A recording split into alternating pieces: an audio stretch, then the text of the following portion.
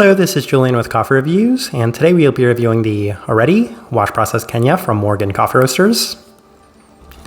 And there's the bag right there. And Morgon, based out of Gothenburg, Sweden. And this is a coffee roaster that has appeared on the channel multiple times, including a couple of full bag reviews, as well as during our Cafe Box Advent Calendar series. But there is a backstory behind this coffee as well, as it's around this time last year that I found it for the first time at a local coffee shop. And it caught my interest as this one very much sounds like my type of Kenyan coffee. So I did purchase it, however I opted to send it to my friend Greg instead of reviewing it myself. And he had nothing but positive things to say about this coffee. So I have been waiting for it to make a return so I could try it and review it myself. Looking forward to the opportunity to do so, as this right here is day 36. And recipe we went with for this coffee was our standard ratio, which is a 16:1 water to coffee ratio. However, slightly cooler temperatures as I opted for 95 degrees Celsius, about 203 degrees Fahrenheit. And I like this one best through the V60, which indicates a more medium fine grind. Roast profile for this coffee, it definitely has a little bit more development than you might expect for a Scandinavian coffee roaster, as I feel like a lot of people would more closely align this with maybe a medium light. However, it still has a little bit of development even with that sense, but I feel like that's kind of the best way to characterize this coffee in general. So with that out of the way, let's go ahead and start discussing this coffee. Day 16, first impression, and the first thing I noticed right from that first try was the brightness, as it was giving out so many of the classic Kenyan-like profile components. However, it was coming out in a slightly more sweet and candied sense. In addition to that, it was skewing a little bit more on the citrus side of things with the complementary savory aspect. So this first impression was good, and I definitely felt like there was a lot to build upon from that first try. Day 18, ran it through the Chemex, and the cup was coming out very candied yet again, as it was a lot more sweet than originally expected. While there is a citric brightness right at the forefront, there was a fair bit of the listed peach on the back end of this cup as well. And one thing I've always had difficulty doing is picking out peach from Kenyan coffees. If I have to say there's one Kenyan coffee I've had that has reminded me most of peach, I would say it's this one, even if it was a little bit more slight and a little bit more subtle in the background to what was a much more bright and candied cup at the forefront.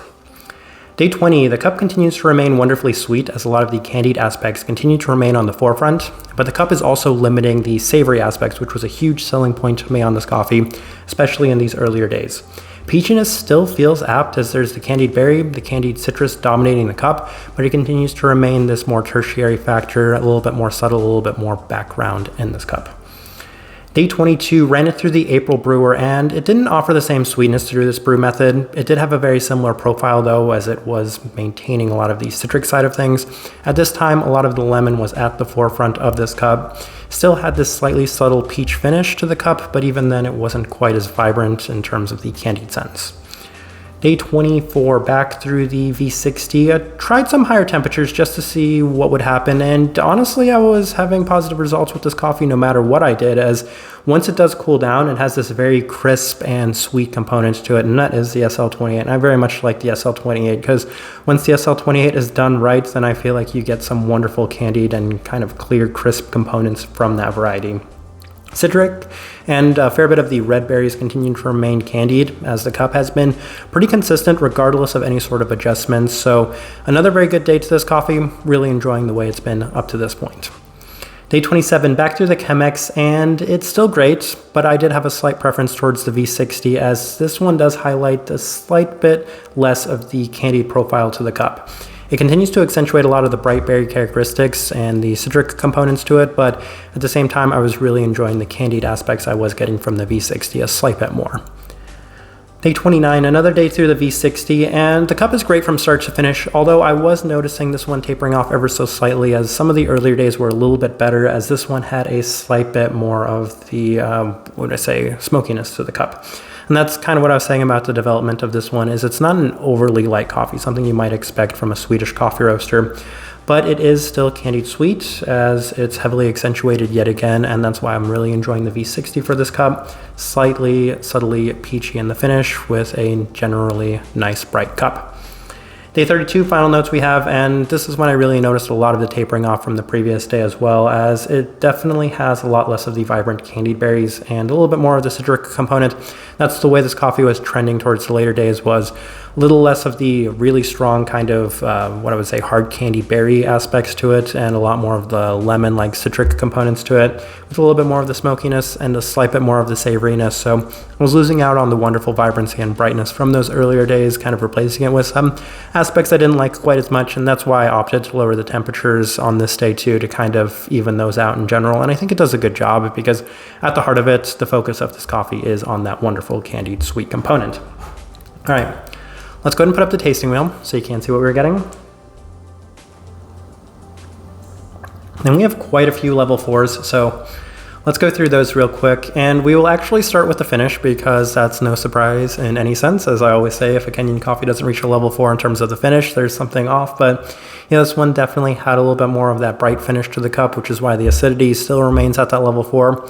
We can kind of discuss those two things together, as those were things, very much typical of Kenyan coffees in general, so don't have too much to say on both of those. Berry fruit and citrus fruit, level 4. For the entirety of the time I was drinking this coffee, I was highlighting those two factors because those were present right from the start, and they continue to remain prominent throughout the entire duration of drinking this coffee. Very much in the red berry sense. I would actually say slightly more on the darker tart berries still. So that classic Kenyan berry profile that you can think of, which a lot of people describe as currants. So maybe a little bit more in line with like a red currant or even a raspberry component. Citrus, yes, definitely that lemon, especially towards the later days, was the most pronounced characteristic. On the earlier days, it acted a little bit more complementary to the berries, and I really liked the way they played off each other. So those both definitely justify that level 4 mark. Now we'll go to the other level 4s, which are kind of big deals. The cleanliness, level 4, yes, that is always a big deal for me when it comes to Kenyan coffees. If a coffee roaster reaches a level 4 for their wash process Kenyan coffee, then I am very happy with that. This one was very clean, and while maybe the later days might have taken that away ever so slightly, it still would have finished at worst on the higher side of that level 3. This was very clean for a Kenyan coffee. As you can see, the savory notes are toned down, so I wasn't getting a lot of the savoriness. That's usually what detracts away from the cleanliness when I am charting these coffees, so I'm very happy with it being there at that level 4 mark, as well as the sweetness, because the sweetness oftentimes I find myself leaving at that level 3 because it might not have that candied sweetness, but rather a more tart or rather a more savory component to the cup. But given just how much of the candied component was present within this one throughout the duration of drinking it, I really like it there at that level 4 mark. I'm really happy with those both being there, as that's the selling points to me on my type of Kenyan coffees. Then we have a couple of level 3s. We will start with the stone fruit at a level 3.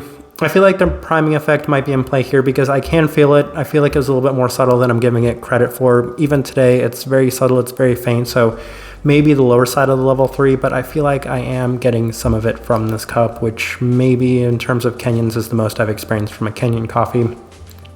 Caramel, level 3. It's highlighting the candied factor of this cup, and it's been something I've discussed a lot throughout this video, and that's why it definitely justifies that level 3 mark. And the bitterness, level 3, yes, so that's definitely in line with the lemon. It's a much more bitter lemon. There's a fair bit of bitter citrus in this cup too, so I'm happy with it being there, especially given that I liked the flavor profile of this cup in general, so that's fine.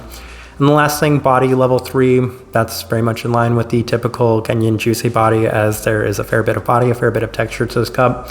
Don't really have too much to say on that. That's pretty normal. I think the last thing I should actually mention is the florality being there at that level 3. And at times I could say that it did give me that sort of hibiscus-like quality, as there was a fair bit of that red component and a slight bit of it in an herbal floral sense. So definitely thinking hibiscus on this one, and that's why it's there at that level 3. But for the most part, I really like the way that this tasting wheel looks. I think it's a really nice representation of what I was getting from this coffee. All right, so my overall thoughts and impressions of this coffee, I was very happy with it. I was actually quite surprised because up to this point, I haven't been the biggest fan of anything I've had from Morgan. And given that a lot of the coffees I've had have been a little bit more Kenyan-like in a very savory sense, I was very curious to see how their actual Kenyan coffee would turn out. And this one was a nice little break from that, as it was a type of Kenyan I liked. It hit the big marks for me, which is of course the sweetness, the clarity, the fruit profiles, which in terms of Kenyan coffees, that's the 3 things I'm looking for. I'm typically not looking for a lot of florality, but given that it did have that nice little bonus as well, it kind of reached the 4 things I look for just in general in terms of coffee. But in terms of Kenyan coffees, it definitely hit on the big 2, the clarity and the sweetness. And for that reason, this is one of my favorite Kenyan coffees I've reviewed this year, that's for sure. I'm going to say it's right there in line with the Kavanga AB from Kafa as my favorite Kenyan coffee that we've reviewed this year. So massive credit to Morgan for this one. I think this is a really nice coffee. Type of person I would suggest this coffee to, I would say that it goes a little against the more traditional Kenyan drinker that really kind of enjoys the savory components, but this one's used a little bit more in terms of that candied sense. And that's why I don't mind a slight bit more development when it comes to these Kenyan coffees, is because usually I find the lighter ones to have a lot more of the savory aspect. But this one right here definitely was a lot more in terms of the sweetness and the clarity. So for those two reasons, if you do like your much more sweet red berries, you're much more clear, a little bit void of that savory component, this is my type of Kenyan. This would be your type of Kenyan as well. It really did seem to focus and harp on a lot of those candied characteristics. For the most part, I'm going to leave this review at that. If you've by chance had an opportunity to try this coffee, would love to know your thoughts and impressions of it as well. If you're enjoying the content, give this video a like, subscribe if you're not already subscribed. This right here has been a review of the Oreti wash processed Kenya from Morgon Coffee Roasters. Thank you for watching.